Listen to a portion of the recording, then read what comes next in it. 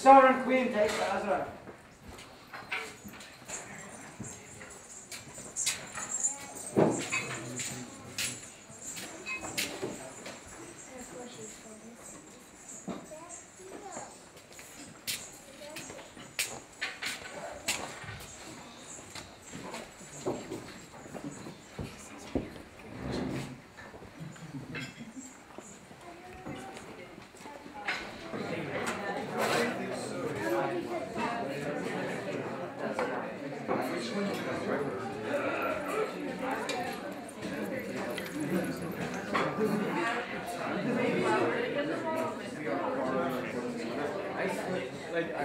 Is this mine?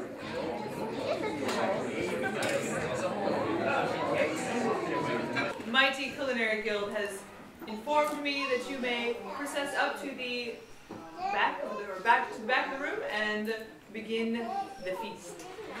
Huzzah!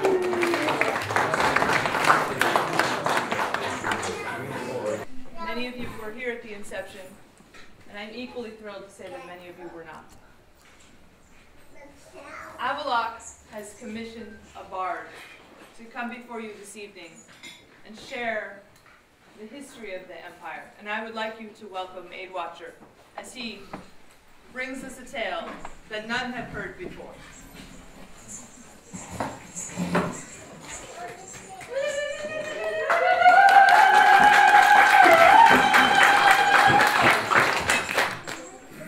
Your Majesty, Saida Taisa Azra, it is with great honor that I am here today. Your Excellency, Baron Juin, it is with honor that I fought with you on the field today, and I thank you.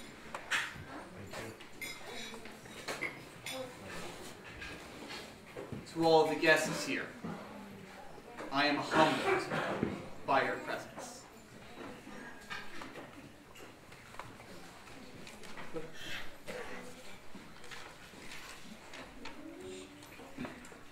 So brothers and sisters, please gather around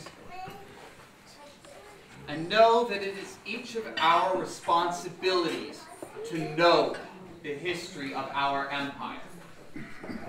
So take heed and hear how we came to be. Learn our history. You have heard me speak of cycles. I have told many of you of the stonecutter. You have heard of Ragnarok, how the world was consumed by fire and yet born anew. It is important to remember that cycles do not always return you to where you began, but like the wheels in an ox cart may carry you forward. Every beginning is an ending. This may sound backwards to most of us, but it is equally true.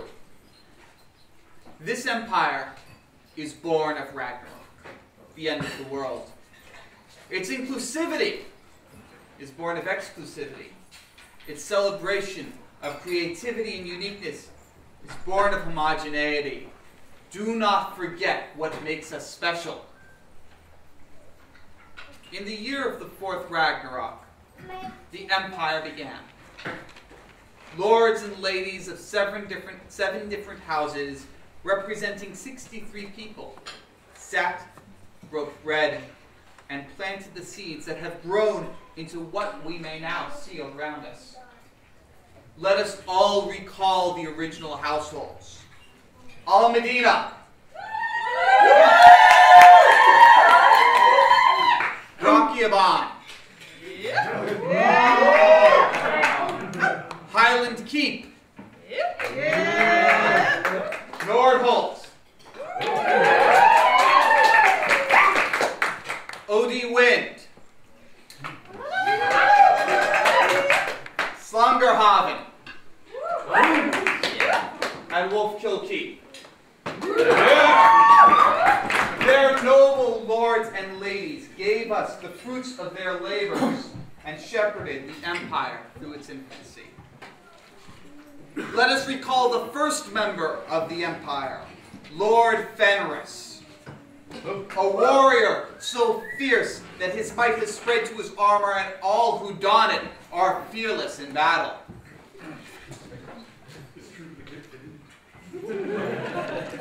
We have seen joy, and we have seen sadness.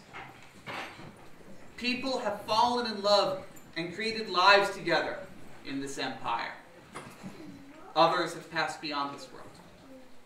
We must remember Odie Wind, one of the original groups, but one which cannot be with us now.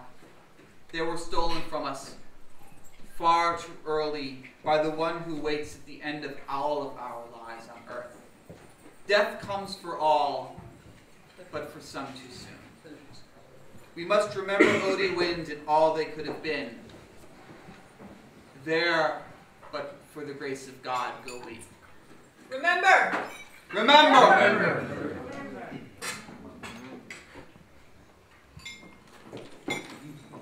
It is easy to forget in the heat of battle, in the passion of performance, or in the delight of camaraderie why the empire was founded. But we must not forget. We are, in fact, a grand social experiment, an attempt to capture feudalism in our own age. This is an old thing truly new and different. From the crown, the monarch, flows all power and authority to the lords and ladies, and from thence to the populace. At the same time, we celebrate personal responsibility.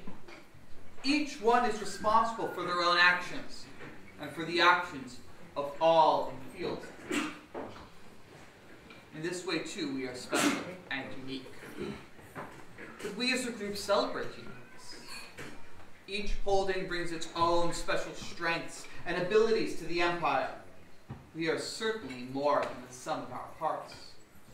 Look around you. There are fighters, chefs, bards, priests, brewers, and people of more skills than I could even imagine. So let us consider the ages of the empire. First was the age of the fighters. Born of fire, hardened in flame and combat, they cleared the path and made the world safe for us. Then came the age of the branches. New groups joined the original 7. Asteroth Keep came in from the cold and has brought the warmth and spirit of flame barely controlled to the empire. Fickle, ever-changing, yet strong and life-bringing. Nordholt gave birth to many households, including Viadrina. As Asteroth provided the fire, Viadrina provided a hearth. They have brought us strength and stability of stone, the warmth held by a well-built home. This second generation of groups has shaped the empire, and we would be less without them. More recently have come the guilds, persons of shared interests and skills bonded together by common desires. They feed us, they clothe us, and they minister to our souls. As new branches sprouted before, and now we see professional guilds rising up to meet new challenges and to enrich the empire. And now we have a queen. Do not underestimate the importance of this. Until now, we haven't been complete. Without a monarch, feudalism, and thus the entire empire, cannot function. Without a monarch from which to derive authority, our lords and branches have been crippled, but no more. It is our beginning and our ending. For this is an ending, the end of our prologue, and the true start of our story. Brothers and sisters, look around. This is an historic day. And together, now, we found the empire. Empire!